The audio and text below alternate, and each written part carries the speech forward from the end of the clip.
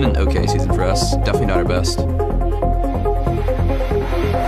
There's the box. It goes down. Dyrus is right in the middle of this one. Lustboy as well. And it is a completely melted Cloud9 team. Just under 40 minutes. They will find the first win of the NA LCS Spring Split. Us having a win on C9 doesn't really mean much at this point. We won previously, but doesn't mean we're going to win now. TSM is definitely a good measure point for how we're going to do in playoffs. Can he do the damage? The answer is no! The hex from Dyrus makes Wild Turtle win the fight. We just have to keep our mindset solid and go in, and hopefully we can pull out a win. Welcome, ladies and gentlemen, to the North American League Championship Series. The fans are pumped up today. They're going to be piling into the studio, as you see here. We already got a bunch of them in here, excited for the games today. And Jinx joining the crowd. Everybody going to be getting excited for our big day of games. And up first, we have Team Coast. They'll be making their farewell appearance in the NA LCS as they take on WFX, who you see here making their way to the stage. All smiles, doing a little shimmying down the hallway, as it were. Anyway, hello everyone, I'm James Dash Patterson, and we have reached the final day of the spring split, and there is still a lot to be decided out there on the Rift. Joining me to break down the action as it happens, we have Aiden Zyrene Moon, Sam, Kobe, Hartman, Kensler, and David Freak Turley. How you gentlemen doing today? Great. Good. Happy. Glad to hear it. Excited. Yep. I like it. Tiebreaker's the dream. 3, that's right. 3 is the maximum number of tiebreakers we can have. Let's check out how the teams are stacked up in the standings. Claiming first place and the #1 seed for playoffs is TSM. Then guaranteed a playoff berth are CLG in second, Cloud9 in third, and Team Impulse 1 game back in fourth. Battling for the 2 remaining spots are Gravity and Team 8 tied for 5th, and Team Liquid in 7th. And jockeying for 8th place are Team Dignitas and WFX. Now, we saw it in our opening video, but there is still a ton of anticipation to see how Cloud9 and TSM will do today, but every match has standings implications. Yeah, every single game is going to be a whole bunch of fun. I actually really want to see the battle at the bottom. It's basically WFX taking on Coast, then Dignitas as well taking on Team Liquid here. But those two are battling for 8th and 9th place right now. They're tied. They can't really go up and down from there. But if one wins, one loses. 8th place, obviously. If they tie, they go head-to-head, and they have to have one of those tiebreakers that we're dreaming about here. But basically, if you win, you get your choice of challenger team that you want to face. And both these teams are starting to look pretty good at the very end of the split now.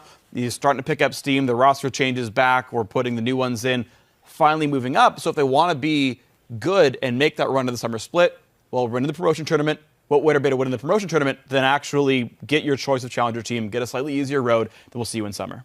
Choosing your opponent's definitely going to be big. Yeah. And right after that match, we have the Gravity and Team 8 matchup. Those guys are currently tied at 9 and 8 each. So this is a big match for both of those teams. And it's even more interesting because there's been a little bit of trash talk between these two teams. I know Gravity are coming into this one really confident. Bunny Fufu talked about how they have great scrim records against Team 8, and they beat them almost all of their scrims. And then St. Vicious came up and said that Team 8 seemed to get these sort of random wins, and he's not scared of the team at all. But then if you look at Team 8's last 8 games, they're actually 6-2. It's a lot of accidental. So yeah, it's a lot of random wins. If those are random wins, and they're using some loaded dice or something, and, yeah.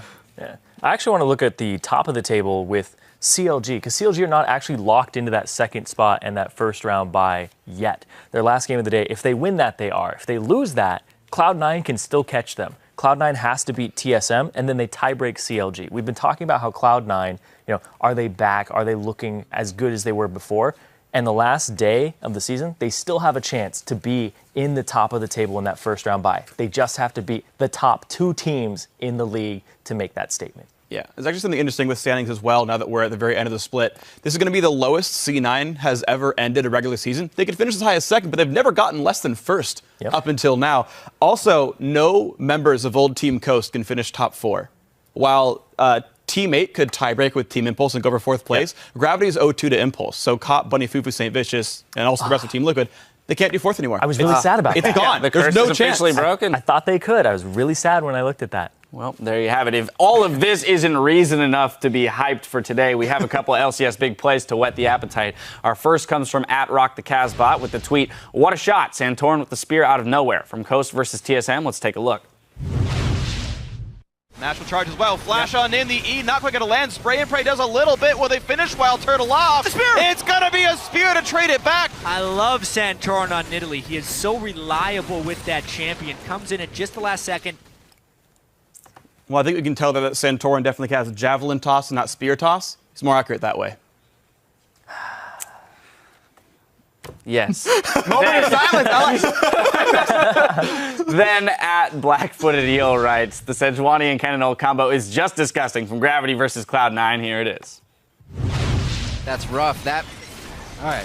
Let's take a look at it. Rumble ultimate on he the sneak. makes He barely it in. tags him.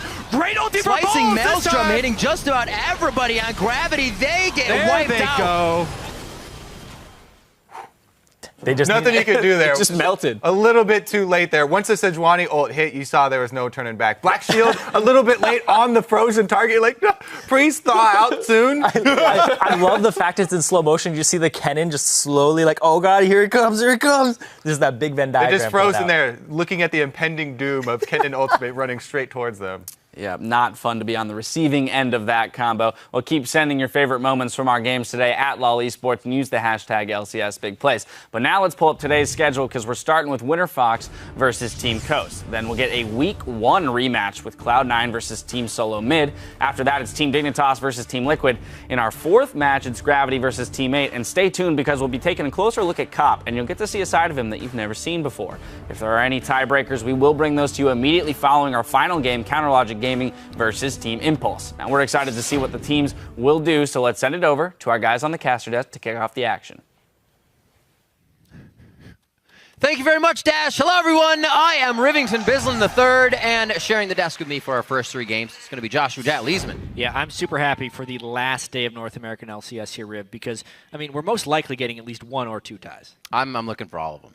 Let's get it all. We have 2 ties. Whole day of games. We do have 2 ties already on the desk. We're setting up for our first match, Winter Fox versus Team Coast. And this is the last ride of Team Coast in the North American LCS now. They'll be looking to go out on a high note. Yeah, and for Coast, their one victory this split actually did come against Winter Fox in Week 1. So beyond just a feel-good win for Coast, they would actually be able to get a series sweep on Winter Fox this year if they win today. And as the guys pointed out on the analyst desk, Winter Fox are trying to take 8th place in anticipation of playing in that summer promotion tournament, so they get choice of challenger teams, which is quite important for them. Yeah, it's going to be big. Winter Fox have shown improvement since they returned to their original lineup, and yesterday they snapped a 7-game losing streak against Team Liquid, and it was much needed. Yeah, and it's because Winter Fox worked to give Avalon an early lead in that lane swap. All right. And it's good because Avalon has fallen behind so many games, whether it's from lane swaps or in the laning phase themselves. You can see CS at 20, only 2 of the 14 games prior to that matchup yesterday. So when Avalon actually was ahead in the laning phase, it made a huge difference for Winter Fox's chances. That's right. Winter Fox's improvement over the split has been a slow process. And Altec says the cause of this can be traced to the team's approach to practicing. I think the way we practiced was clueless, I'd say. We didn't really get a clear objective after every game. For example, we would just go into the scrim playing instead of like, oh, let's work on our vision control this game, or let's work on just tower diving, let's work on kiting back, objective control, say. And yeah, it's just, in my opinion, we just wasted a lot of time just not practicing efficiently enough and the results show, of course. Definitely different levels of practice there you can see that teams are putting in. And yeah, I mean, it kind of speaks to growing pains of teams that have a lot of new players, new coaching staffs. Now that they finally do seem to be on the right track, it showed with the win against Team Liquid yesterday. They're first in 8 games. At least there were 1 team coming into this one without a losing streak. That's right. Well, we're going to get in and check out the starting lineups, which are now solidified for Winter Fox. On the blue side, it's going to be Avalon in the top, Helios in the jungle, Pobelter in mid, Alltech at 80 carry, and Glebe at support. And on the red side, it is going to be Team Coast. Chris in the top lane, Welcome to Heaven in the jungle, ManCloud in mid lane, Mash on 80 carry, and Conquan hoping to pick up a win on support. And, you know, with him saying that, it kind of even backs up what they did throughout the season, right? If they weren't practicing and figuring out where those hitches were, it was to quickly change the roster and see if that fixed it, right? And it did not as well. That seemed like what was happening a lot. Losses play on teams in some mysterious ways. Winter Fox wasn't building on their strengths, but instead trying to compensate for some of their weaknesses, and it ended up costing them repetitively. But when they had yesterday a tank for Avalon in the top lane and playmakers out of the jungle in the mid lane, it worked out for them quite well. Wouldn't be surprised to see a Sion banned away from Avalon, or at least have him given a hard game here by Coast in some way or form. I would also like to see a little spice from them here. Remember, this is still on the 5.5 patch, so Sion, the small nerfs he received in the 5.6 patch are not on here. One of the strongest champions on this patch, easily to say. He hits pretty hard. He hits pretty hard, quite easily too. So it's something you would, if you're WinterFox here and it's not banned, it's strange to say you want to prioritize Avalon's pick so early, but I think with Sion up, you would. Well, there goes the Sejuani. Rengar has already been taken away from WT Heaven, and a Nidalee for the last ban out as well. So nothing really focused towards Pole Belter here for one of the first games. Yeah, and Sion does go to Avalon still. He's going to be having a good time with it. Yeah, both Coast and WinterFox had played Sion in their last game, so it's a little bit more of a known pick there, and it's exactly what you want Avalon on. He needs to be able to go in fights and be able to soak damage, because the timing of WinterFox initiations are often not in sync. So having an unfairly tanky champion in the middle of the team, I'm willing to call that Sion, is a great benefit for WinterFox. You actually didn't see Avalon doing too many cross-map ults that would leave him separated from the team So that's the thing about Sion, and one of the reasons I feel like he's more powerful now than he was before, is people have modified the way in which they play him. So it used to be they try and land these old driver type ultimates on Sion where they can collide into someone. But honestly, it has a good enough stun. Boom. Oh, we'll get to the target in a second. I want to finish this Sion point. It's a long enough stun and enough damage that if you just point blank the ultimate, it guarantees you land your Q, which then guarantees you land your E and your W. So you get all of your base damage out, which on a squishy is most of their health on Sion, if you don't even make it a game of landing your ultimate. Or you're blowing flashes. People got to get out of the way. We've seen some have trouble doing that and not flashing to the side, flashing directly in line. Urgot picked up, though. Have to point it out. WT Heaven had Gragas banned away from him yesterday. See what he can do with that in the jungle. But see if ManCloud, I believe, will get his hands on this. But we've seen Urgot's top as well, just not as safe. It's a pattern of players playing against Urgot and then saying, I can totally do that. That's easy, and then they play it themselves. That's the reason I played Cho'Gath when I first played Cho'Gath. Somebody played it, and I was like, yeah. From Keen to Bjergsen now. Right, exactly. Exactly. We think that could also be an AD carry. It could be. Oh, my. So the Lee Sin Lulu right off the bat. L's for WinterFox here, as they do not hesitate with those picks, throwing it right back over to the side of Coast. Well, I'm wondering if that's Pole Belter's mid lane choice, or if that's going to go as Glebe on support. It could still be a flex. It's a pretty low amount of damage WinterFox would have if they end up going in with Sion top, Lulu mid. I'm expecting a damage dealer out of Pole Belter in the mid lane, and that Lulu to flex to a support pick. We'll have to see what those last two WinterFox. I like the Lulu pick overall against an Urgot. The polymorph is super strong. Yeah, absolutely. He locks on. Locks on, nope, polymorph can't shoot. them.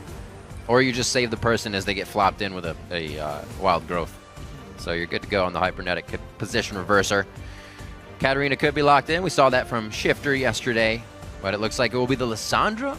Haven't seen her in a while. And ManCloud locks in at Janna for Conquan.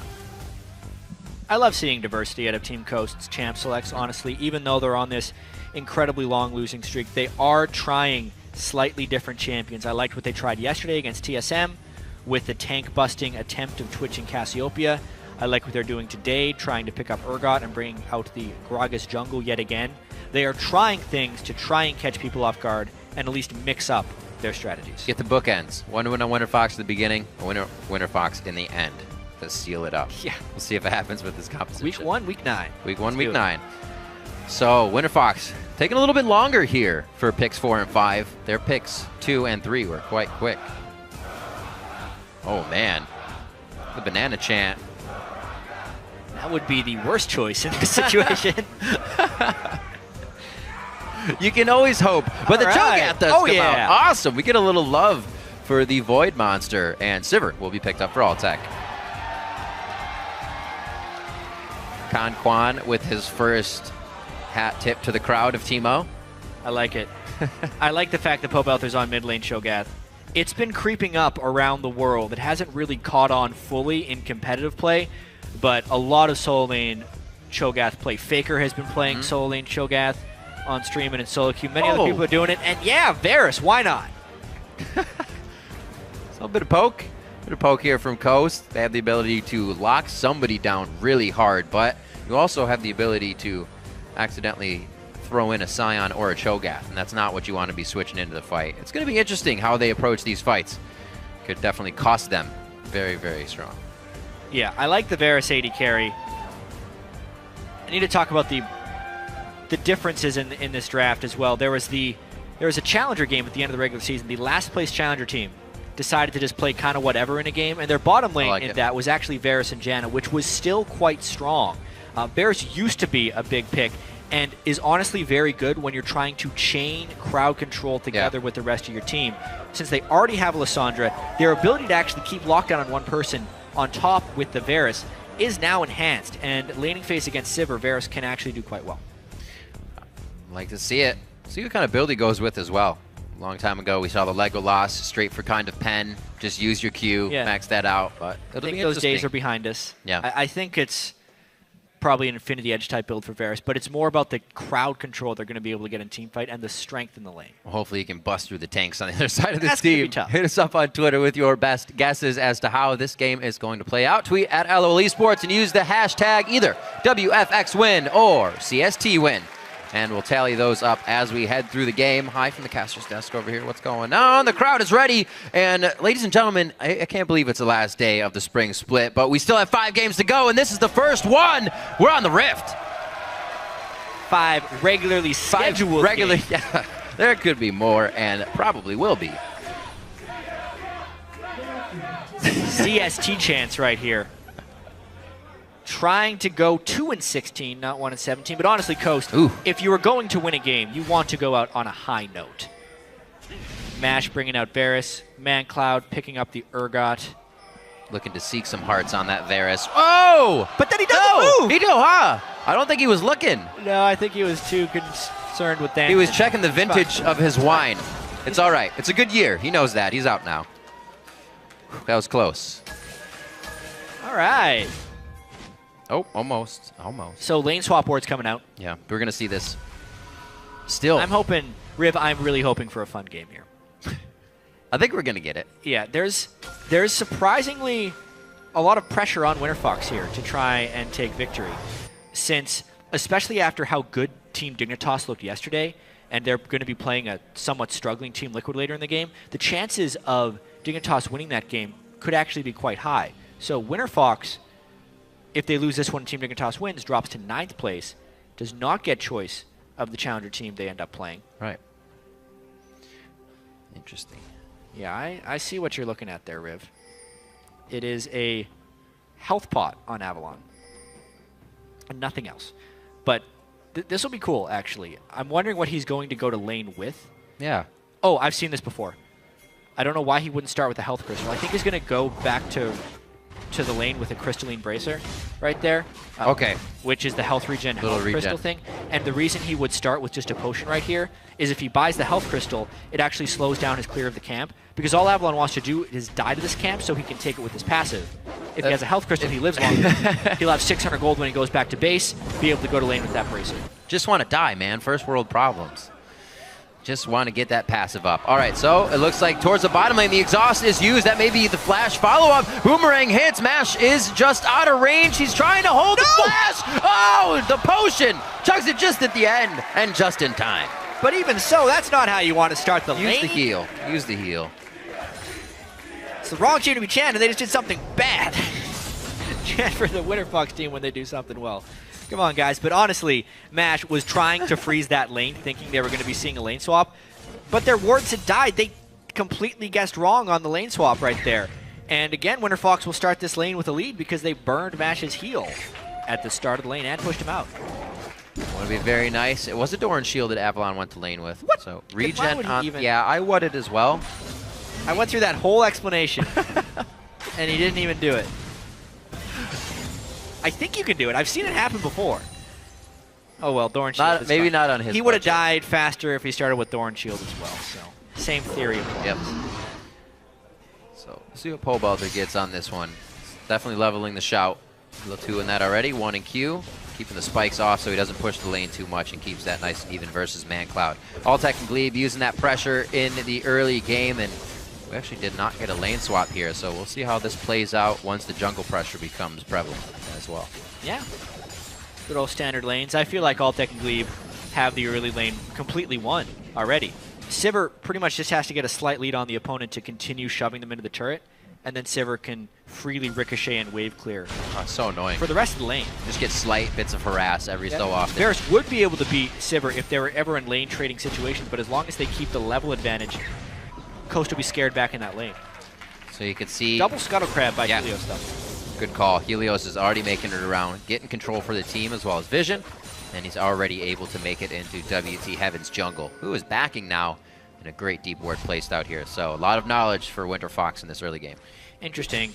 Helios got double Scuttle Crab control, but he is behind in experience and overall farm. Item on WT Heaven. As well as gold, because WT Heaven just did a full clear as Gragas. Very efficient in that way. And Helios granted vision of the guy who was just hard farming, which doesn't actually grant much of an edge. Goes for chilling himself. Whoa, he was right way now. up in lane. We pushed a little too far forward. That ward paying off for Vision to keep in the brush. And Glebe's going to be out of there with 110 HP. He's staying for now. Looks like WT Heaven's on that side of the map as well. I don't think any plays are going to come of it just yet as they're placing down some safe wards. And a nice ping there by the WinterFox team as well. Since Helios had the ward placement that he did, one in the Wolf Camp, the other in the river, they know exactly where WT Heaven would be. They pinged the Gromp multiple times, saying, he did that thing, be wary of where he goes next. It's going to be mid lane.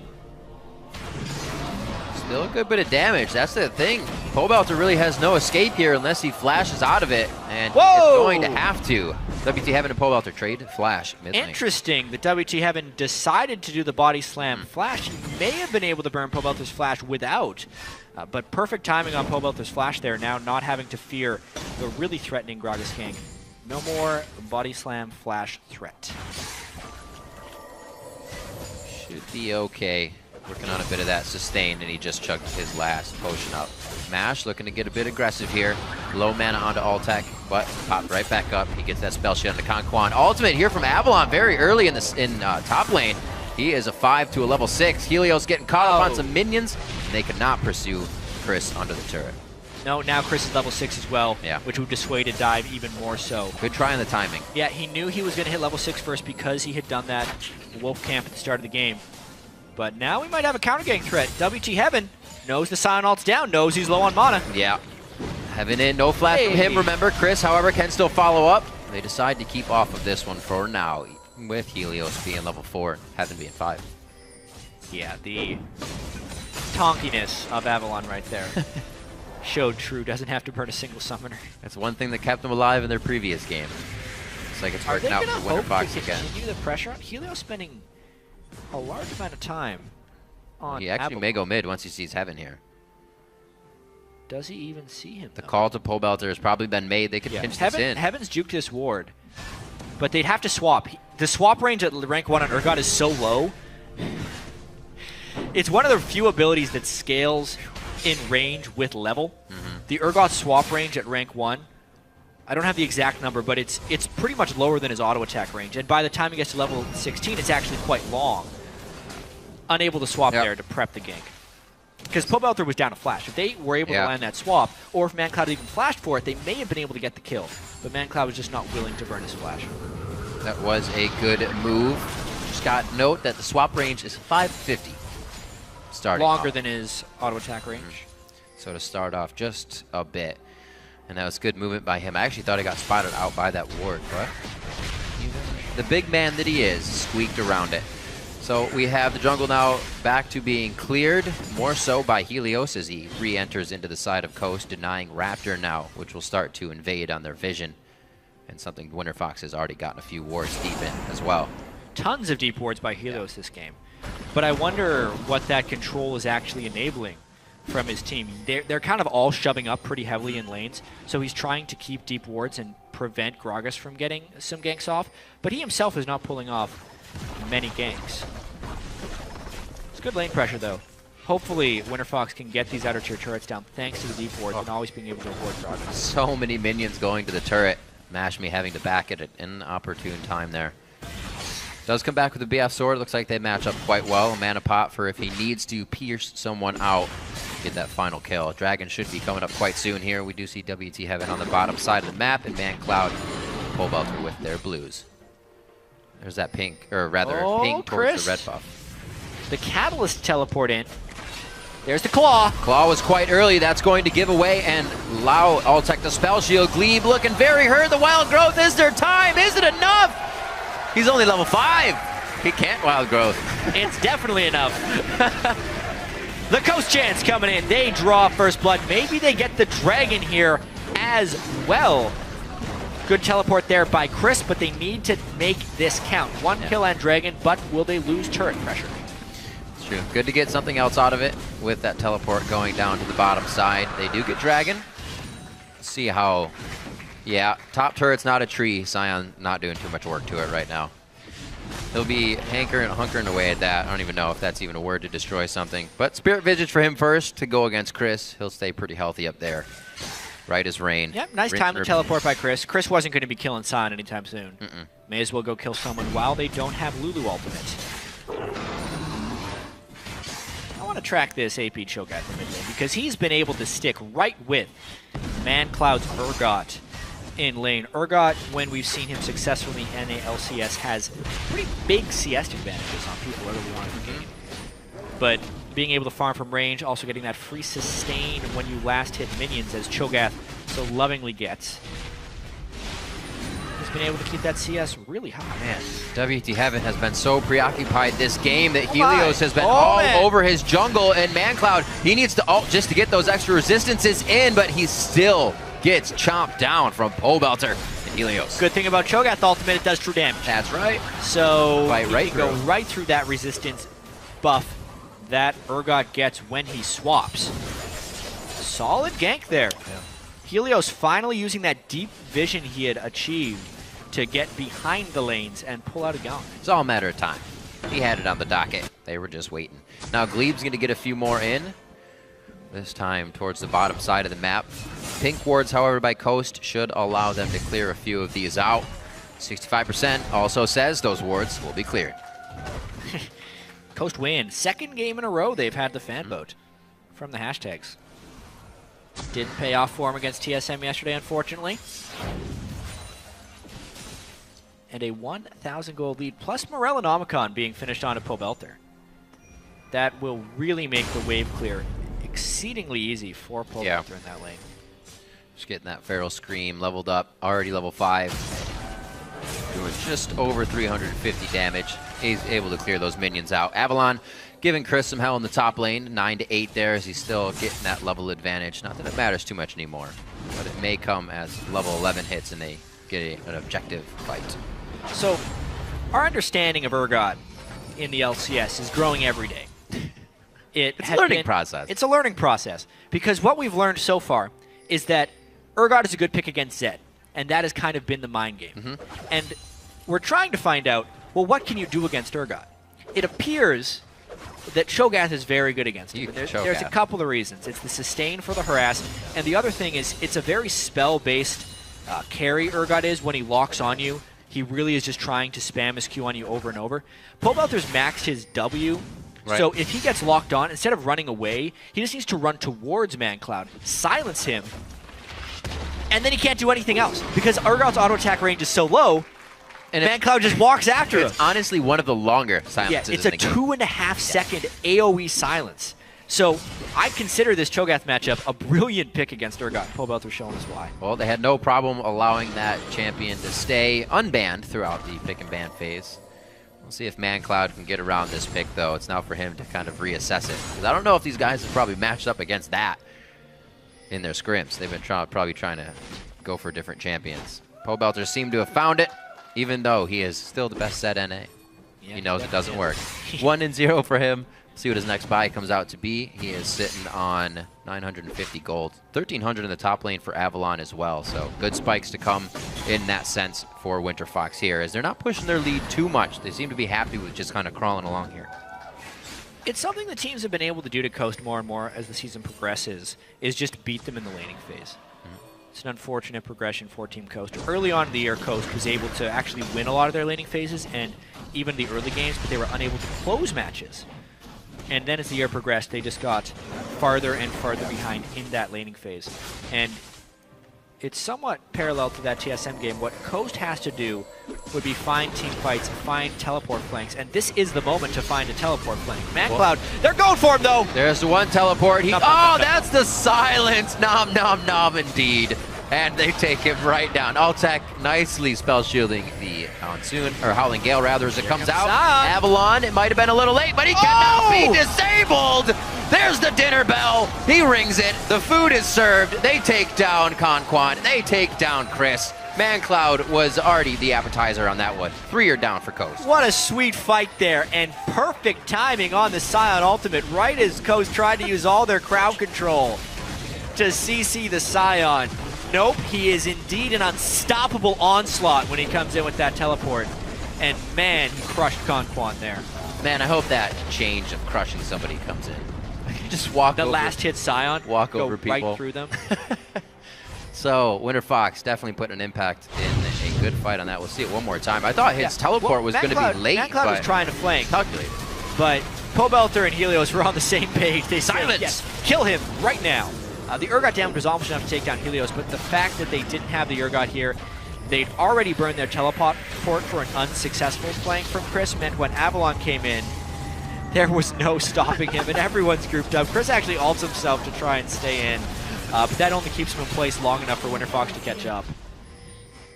That was fantastic. There's nothing they could do against that Scion TP.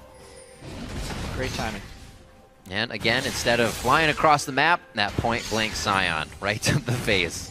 Well, that was Very actually, effective. It wasn't the point-blank ultimate. He would have had to flash in to do that. That was like, okay, so that's still considered just... That was the right timing for a long-range Scion ultimate because he got it in a corridor where there was no juking side to side. There was only getting destroyed.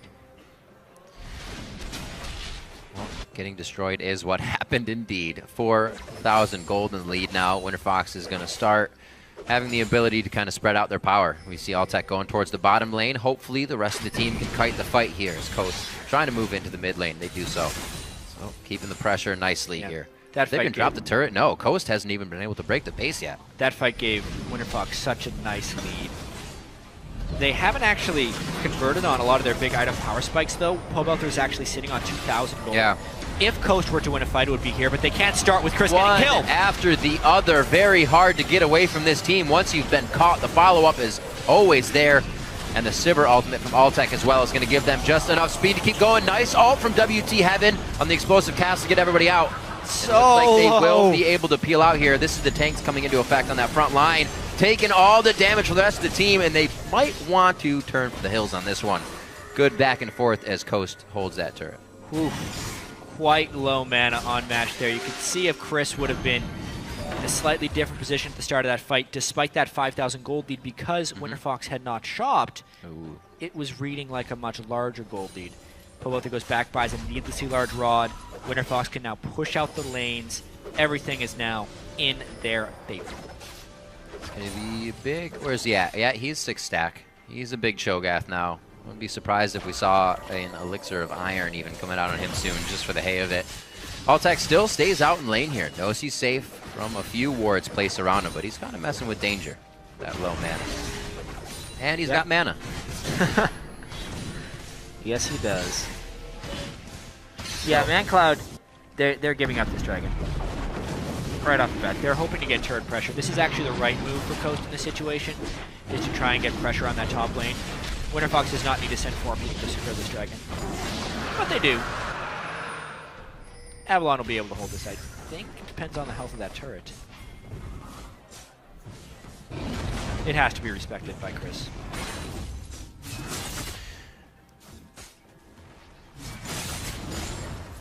Well, we'll see what Avalon, the rest of the team can do next. Doesn't look like Chris is going to be getting this top turret anytime soon, so they're just biding their time for the objectives. At times they can get more powerful. As you were saying, we saw that needlessly large rod come out.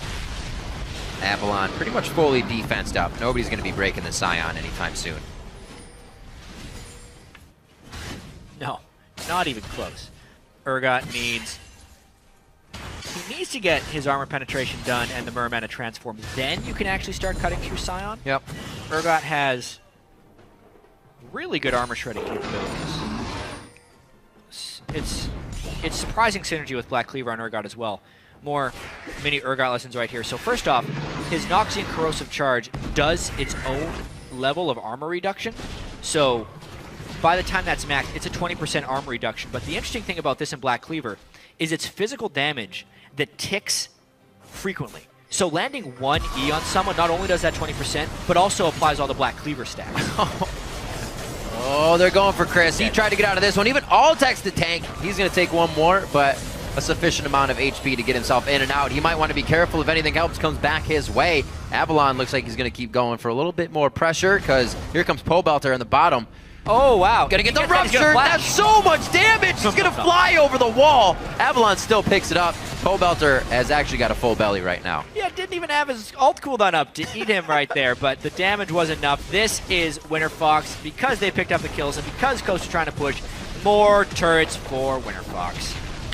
So this game could move WinterFox to 8 and 11, which could put them with Dignitas if they can beat Liquid later at also 8 and 11. Yeah. Let's see if that becomes a tiebreaker. Thought this game may go to WinterFox with how things were going and just the troubles Coast would face this year, but they did try to kind of just pull out all the stops this game. We're seeing some fun picks. Yeah, a win here, of course. WinterFox 7 and 11. Right. The end of the week surge would be something that Pobelter and Altek at least are familiar with. If we think back to last split when they were on Super Week, they had a 4-0 Super Week. Oh man. Moving in to the promotion tournament, gave them enough momentum to maintain their LCS spot. Yep. Those were some games too. Those were some damn good games. See if Glebe and the rest of the team can put some more of those numbers up. Not going to get some of the same results as last year here, but they can aim for it. Altek and Glebe, Sivir Lulu in the bottom lane trying to do what they can in the standard matchup this time. Pobelter brought out the Cho'Gath for the Urgot, so these guys are showing diversity if they do have to match up and get themselves back into the LCS. Showing that it's not going to be an easy task to take them down. Trying to catch Pobelter.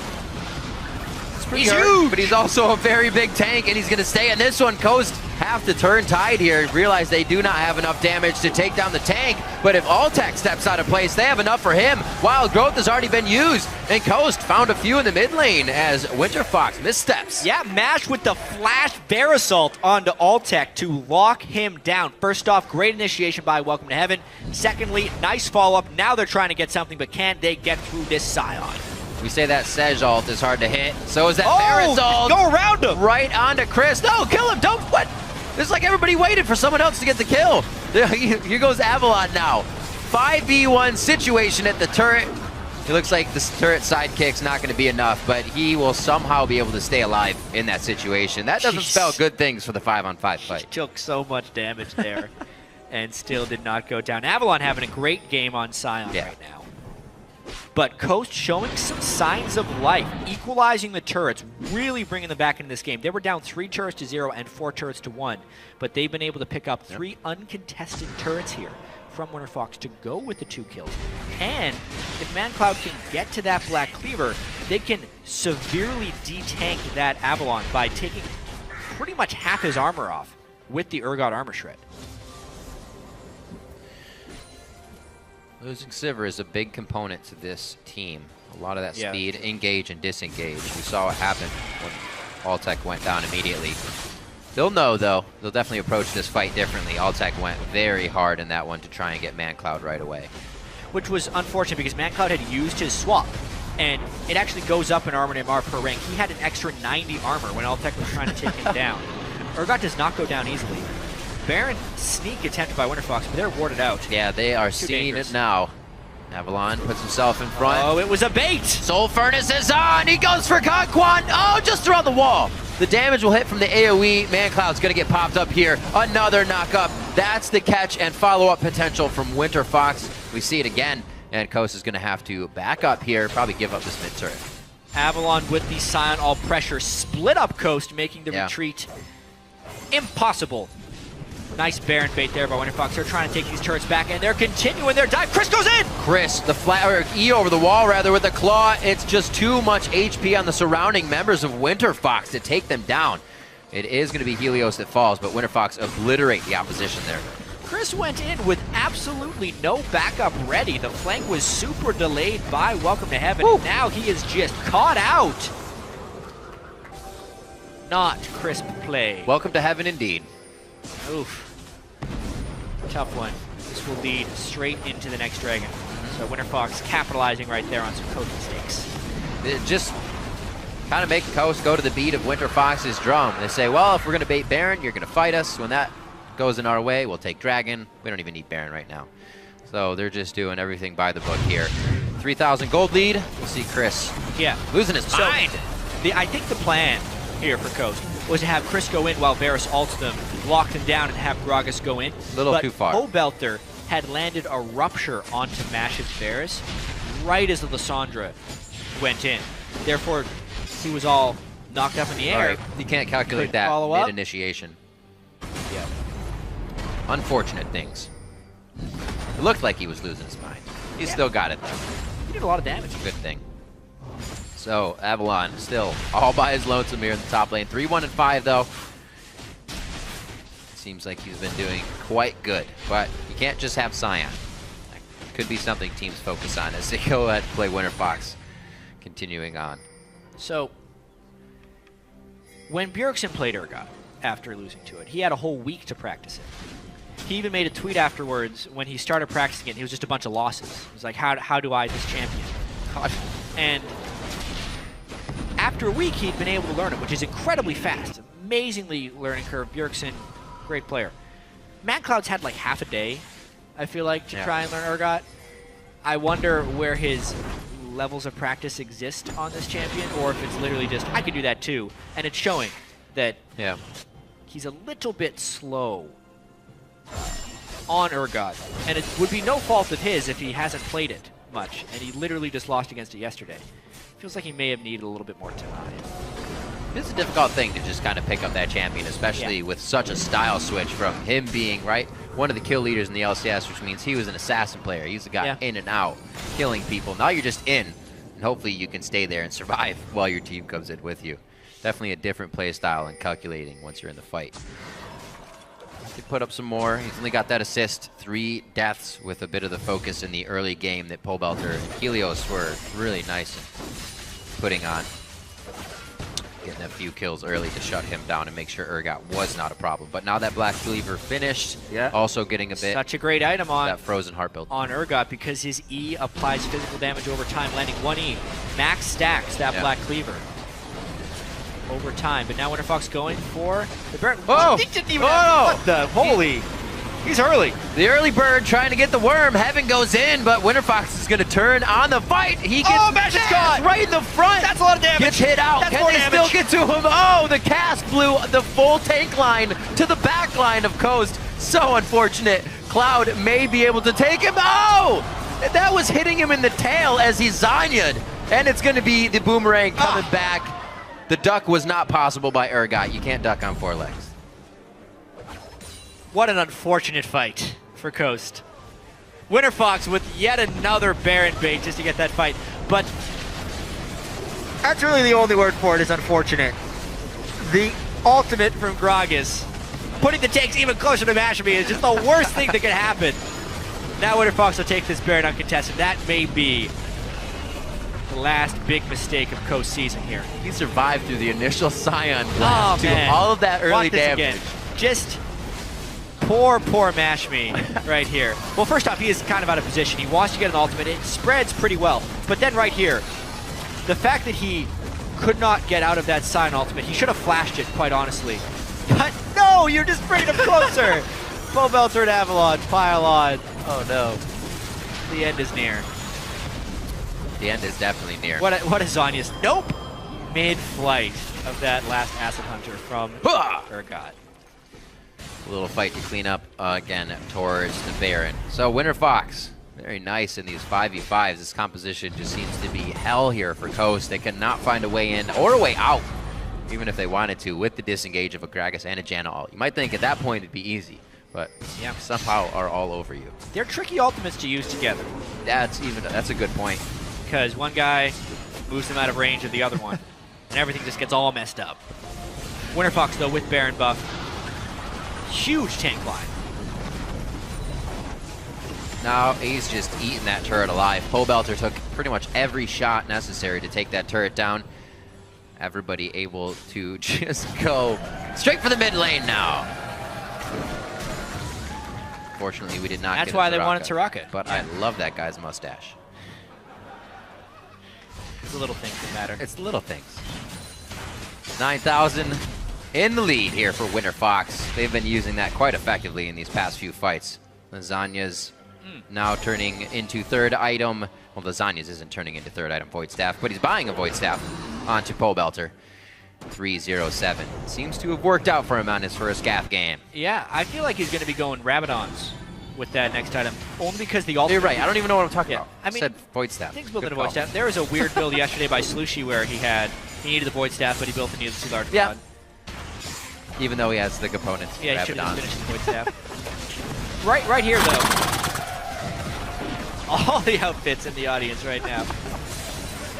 I love straight AP on Cho'Gath because of the 2 damage ultimate. It's so good against the Urgot as well, who's just trying to stack his resistances. You get one little bit of Cho'Gath onto Urgot, you just eat that abomination. For lunch at this point.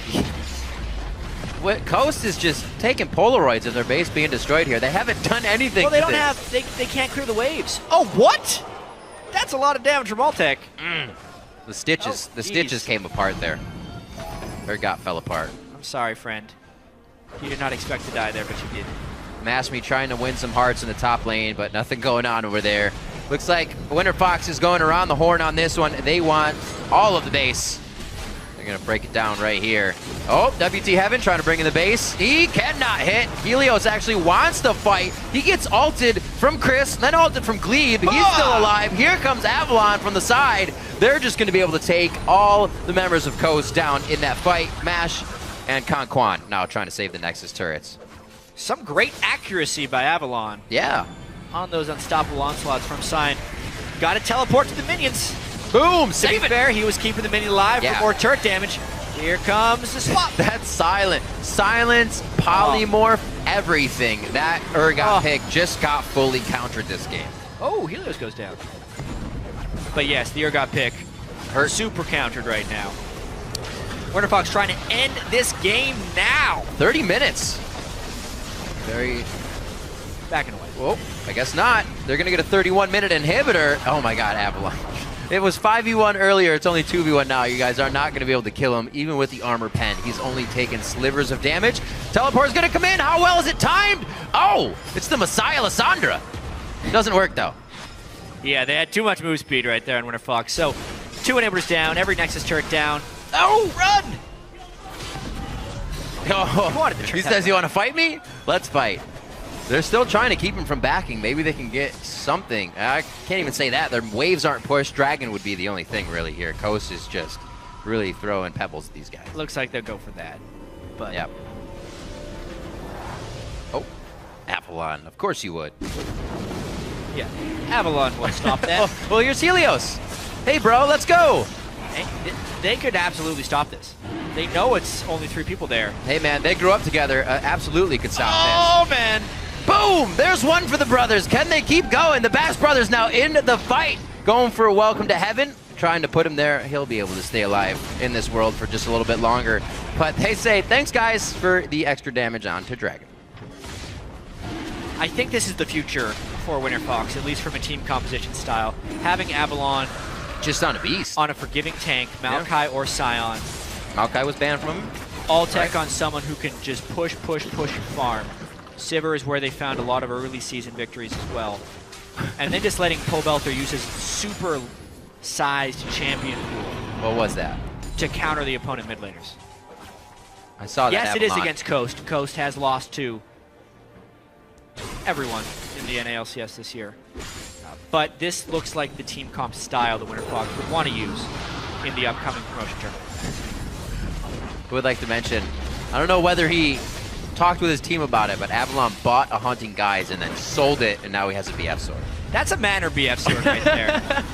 That is what you do when you have a huge lead. You just build the BF sword to show how superior you are.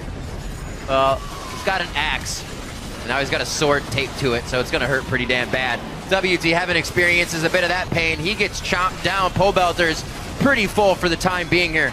Altec's got to be careful. Double kill now for Pole Belter, and they can't do much. He's the size of the Nexus right now, and WinterFox is going to pull off the win here versus Coast. They're going to bring themselves to 7 and 11. It was expected, but it was. The WinterFox win is still important for them.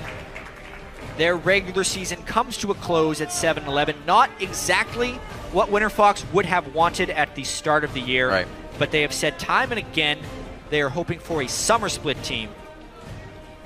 Finishing 8th place, if Team Dignitas loses the next game, would be beneficial for them because then they would get to choose their opponent in the promotion tournament and have a greater chance of returning for that summer split they're hoping to strive towards. It's been a learning experience for these guys through and through.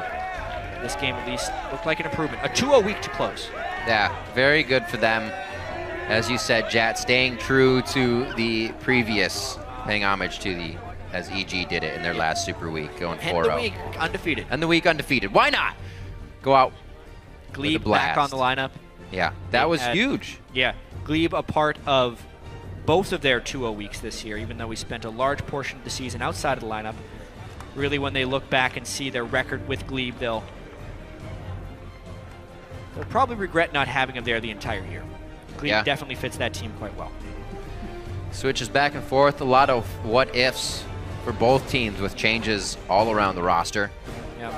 But WinterFox able to find a few more wins through that scenario, bringing on a late coach as well. You know, definitely contributes to some of the wins there. The mentality of the team changed a little bit, even though Altec, you know, referenced the fact that practice wasn't really something that bolstered their gameplay. It was just something they did. Yeah, and now they really do seem to be on the right track, and you can see the mentality of that team right now. They're all smiles. Yeah. Ending this regular season on a winning streak should really motivate their practice more and more, and should give them a nice window to practice up for the promotion tournament. Well, showing now that kind of Pole Belter can branch out here, I think that's good for them. Cho'Gath was such a good pick. So Cho'Gath actually does have a lot of positive matchups in the North American LCS. Yeah. Or just in League of Legends. Kind of flexy, too. Right? He can go top lane or mid lane. A little unsafer. Specifically against Urgot. Yeah. Just a perfect counter matchup there by Pole Belter into MadCloud. Worked it. Maybe we'll start seeing it from more champions as well once those scrims start coming out and people start pulling their hair out a little bit more in that matchup. Yeah. So let's check in with Freak now, who's on stage with WinterFox's Terror in the mid lane. Hey, thank you very much, Griv. Great cast so far on the day. I'm here with Pole Belter. First question I got to ask, mid-show comes out. We've seen him a little bit like this week and last week. What's so good about mid-show? His laning is really good because of his passive. It gives him really good sustain. I think one overlooked part of Cho'Gath is that he has really good crab control and like jungle farming because his feast now is like half cooldown if you kill a monster. So that's pretty important with the introduction of the Rift Scuddler. And yeah, I mean, team comps just seem to be a bit more beefier recently, and Cho'Gath fits that really nicely. Well, it's good to see you're playing him really well. Congrats on the win here. This brings you now to your sort of second 2-0 week here with WinterFox. You guys are looking forward to maybe a tiebreaker with Dignitas at the end of the day if they do beat Team Liquid. How do you feel about that battle between those two teams? Between you and Dignitas, that happens. I know, that was vague. We actually have scrimmed Dig like pretty much the last 3 weeks in a row, and I would honestly say that they've been playing a little bit better than us in scrims at least. And if that's any indication, that means that we'll win the tiebreaker. So, yeah, I mean, if it does end up coming to a tiebreaker, then I'm not sure, to be entirely honest. I think that they have a few key picks that they're really strong on, but if we can eliminate those, then we'll be okay. Well, good luck in that match then at the end of the day. Final question for you. You guys, again, a 2-0 week here. You guys are 5-5 with this specific lineup here. So you guys looking pretty good overall. How you said before you guys were a summer split team. You're looking pretty good at making sure that you get through the promo tournament and getting into the summer split. What is the summer split going to look like for you guys? Well, hopefully we do better than we did this split. It actually wasn't looking too bad until we lost like 7 games in a row. So Yeah, as long as we can make sure not to go in that sort of like downward descent, yeah, I think we'll be looking a lot better. All right, so if you don't lose, you'll be looking a lot better next split. Belter, thank you very much for your time. Now we're going to send it over to Dash and the guys at the analyst desk. Thank you, Freak. Talking about that Cho'Gath, important for crab control and jungle monsters as well, but also, yeah, also not losing. Crab control, huh? Yeah, crab control against the crab got there in the mid lane. So let's talk about that pick, though, against Urgot and why it works. Urgot, he gives a lot of problems to a lot of champions because he's got 6 appendages. Cho'Gath, he's got 7 because you count the tail as well. I was expecting real analysis. No, I mean, what is with this desk? What happened? What happened? He went over it a lot. He took Freak's spot. He went over it a lot in the game.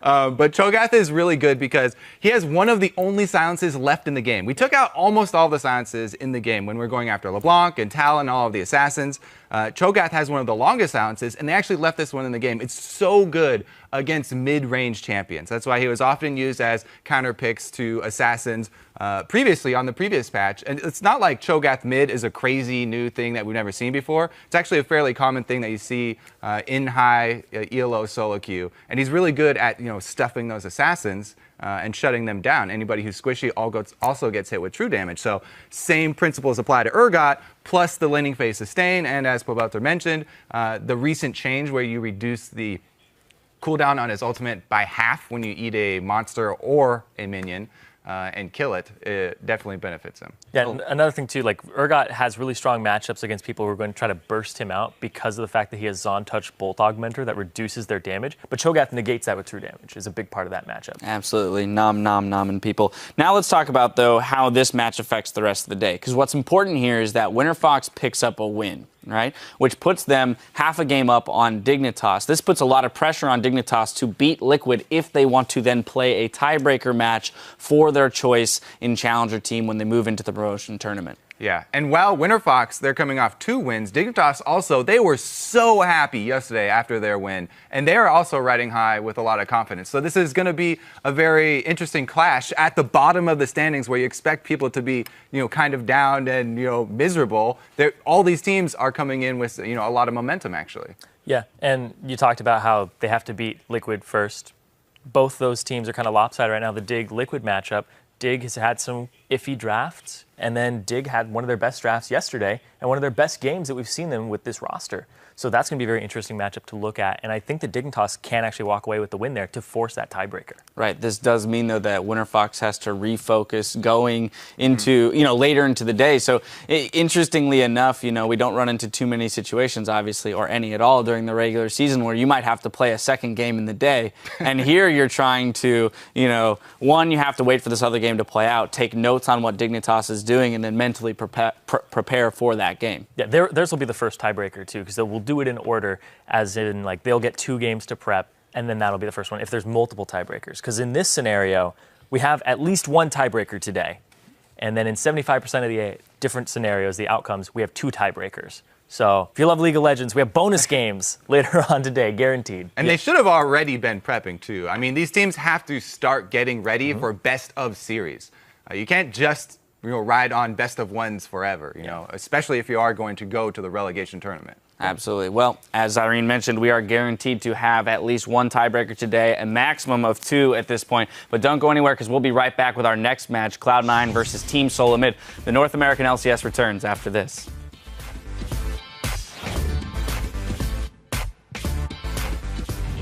When a man loves a woman, an NA woman, to be specific. Avalon, it might have been a little late, but he cannot be disabled. There's the dinner bell. He rings it. The food is served. Server. I got wrecked. I'm right here. One server. Server. Nice.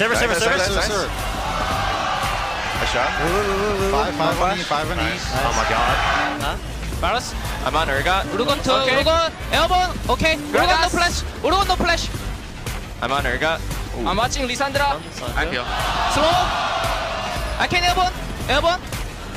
Gouge it. Good. Helios actually wants to fight. He gets ulted from Chris, then ulted from Glebe. He's still alive. Here comes Avalon from the side. WinterFox is going to pull off the win here versus Coast, bring themselves to 7 and 11.